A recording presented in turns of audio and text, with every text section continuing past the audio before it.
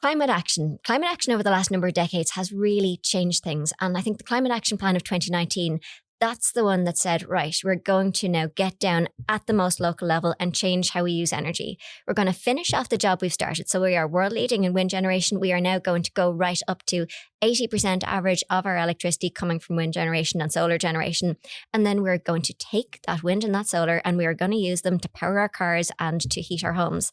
Now, what that means in terms of demand on the system, it means that the average Irish home goes from where it is today. So 25% of your energy comes from electricity and the other 75% is your heating oil, your heating gas, your diesel. So the other 75% is fossil fuels. We're going to take that and within a decade or so, we're going to go to half or more of our homes being 100% electric. So what that means in terms of the infrastructural needs as well as those dynamics in the system is absolutely enormous. Now, the strategy, it is really, really smart. So it uses what we have. It uses this wind resource that we have in abundance in Ireland. It uses the network infrastructure, which again, it's one of those few infrastructures that already touches every single home and business, which, think other infrastructures, telecoms to a degree. Internet, no, it doesn't reach every single one of them yet, or not the way it could and should. Gas certainly doesn't. So it is one of those few infrastructures that reaches every single home and business. We are going to leverage it, but we do need solutions to ensure that the network can support this change in capacity.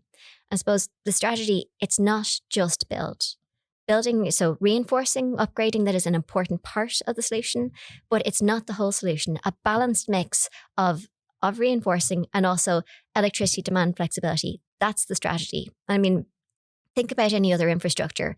With the roadways, when we got more traffic, we don't just infinitely widen the roads. We put up traffic lights. We give people Google Maps and we give them the information so that they can manage things themselves. Or even with telecoms and internet, we don't just put out more copper wires. We move to fiber. We move to multiplexers. We put in place the technology that allows us to manage the traffic. So now that's what we want to do. We want to do it partly because it's the right thing to do and it's the smart thing to do, and it allows us prioritize where we do the reinforcement and manage supply chain, manage the pressure that is going to come on over the next number of years. But it also, I suppose, it focuses on the actual objective here. The objective isn't get renewable generation onto the system. It's get renewable energy consumed up to 80%. It's about getting people using that renewable energy when it's available, where it's available, making the most of that resource that we've got. So flexibility, it is such an important part of the solution, but you're right, we can't understate the change this is going to mean for our electricity system.